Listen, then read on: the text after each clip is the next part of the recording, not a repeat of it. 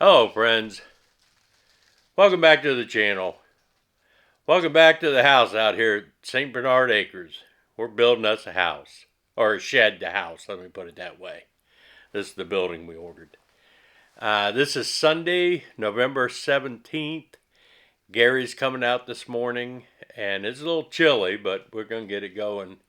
I have to finish up all the wiring. I've got some, we're going to put the outside lights on and get them wired in. I need to run some wiring for outside receptacles. I'd forgotten about that.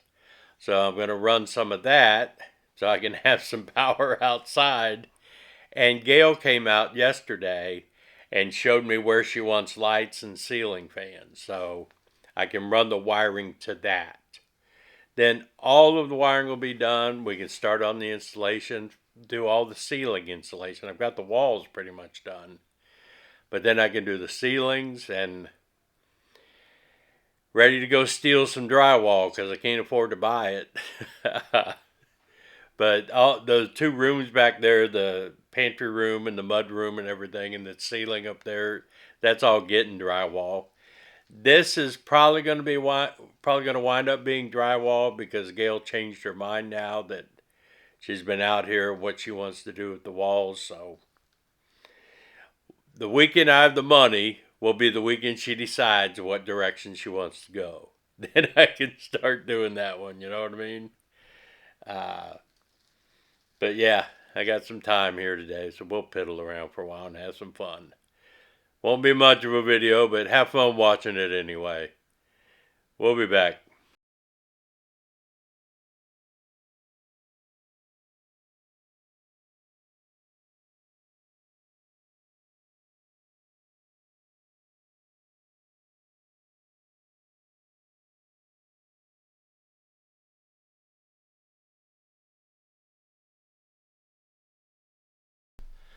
All right, folks, it is now 4 o'clock.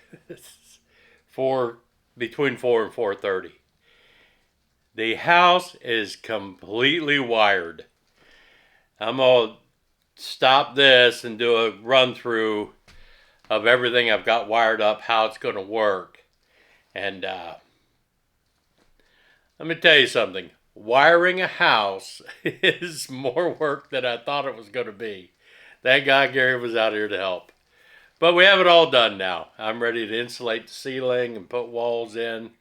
I have all the wires run for the addition. I don't have to worry about trying to fish stuff through for that. I got plenty hanging out for them, or for it. But yeah, it's all done. And that's a major phase. And I pulled out the wiring. Next weekend, I'm going to wire the service panel in. So I have to go by the electric supply house and buy some splice T things so that the wire coming from the meter is going to tee off, so some of it goes to the barn and then the rest of it, or some of it comes up and into the house, into the service panel. And then I'll get to start like having lights and things in here.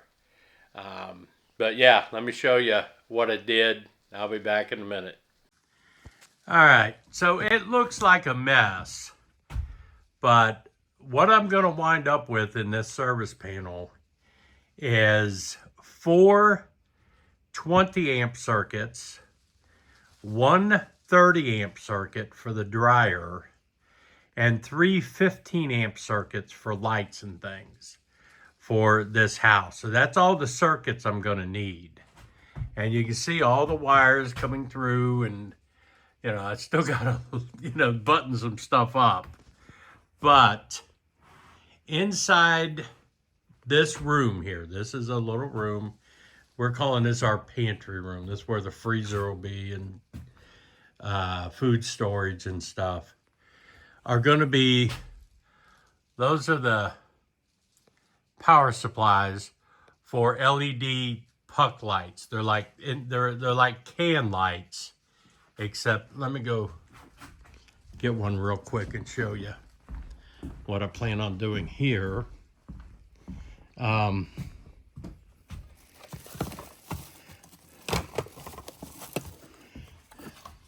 Okay. You can see it. It's those things. Those are 850 lumen LEDs. So, and they just plug into those power supplies that I'll wire in these two rooms down here. So I've got two of them to go in the ceiling up here, and they'll work off of this switch. Then I'm putting four of them inside what we call the mud room. So those are the power supplies for the four in here.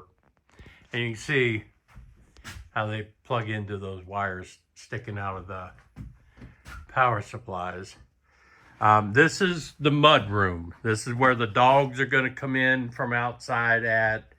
Their food's going to be in here, their food stations and food bowls. There's going to be a bench along here for us to take our boots and everything off. But that switch there will control these lights and the outside light. So then we come on through, and this switch, I have a wire coming out here. It's going to be for the vent hood, the light on the stove vent, the thing over the stove. And there's going to be a switch there that controls a light that hangs down over the sink, which will go under that window. And there's going to be an island in here, and there'll be a light that hangs down from there for the island. And those two lights will run off of those two switches there. Then we're going to have two switches here. The outside light is all installed. Everything is wired in. Just need the power. But this will control the outside light and the living room light. There's going to be, up in here is going to be a ceiling fan to take care of these rooms. This building is 16 by 32. The only thing that's going to be in it are these two rooms over here, the pantry room and the mud room, the kitchen and the living room. Then where I don't have insulation, I'm putting a doorway. There's going to be a 24-foot addition onto this, 16 by 24 foot. And what I've done, this wire here, this is no longer orange. You can see a hint of orange on it. This is 10-3 wire. This is that's a 30 amp service that's going to go back to the laundry room in the addition for the dryer. I bought this 10 years ago, 100 feet of it. I made an extension cord to come from Bobby's utility pole over on his property over to here when I first had the first building in here and started to work on stuff. So that has been balled up in my barn for 10 years. And a 100-foot roll of that stuff is now over $250. So yeah, I'm glad I saved that. But there are two 20 volt, 12 2 wires and one 14 2 wire that runs up all the way through the ceiling, and along with the 30, that 10 gauge wire. And they come down here, and they're all balled up in the ceiling up in there. Those are going to go into the addition once I do them. So all the circuits already run for what I'm going to need in the addition. But yeah, that's pretty cool. That's a lot of wiring. I used, let's see, to do this, and I'm going to have wire left over, obviously, because that's a full roll of 12-2 up there, and a full row of 14-2s. I'm not going to use all of it. But to do all of this in here with all the circuits and all the receptacles everywhere, I basically used a whole 250 feet of 12-2 wire and 250 feet of 14-2 wire. just to do this building. But yeah, now I got to come through before I put my walls up. I got to get my tags. I have to mark all of my wires. I know what all these are. And before I put the walls up, it's easy to tell where they're going. So I'll get, I guess these are called home runs. I don't know. But yeah, we are wired and ready for walls. So if I had money, I could buy some drywall. I just got to come up with some money now. But anyway, that part's finished. All right, so I hope you like that. I'm buttoning this project up, and I'm going to make me some dinner. Sit down on the couch and turn the TV on and gel out for a while.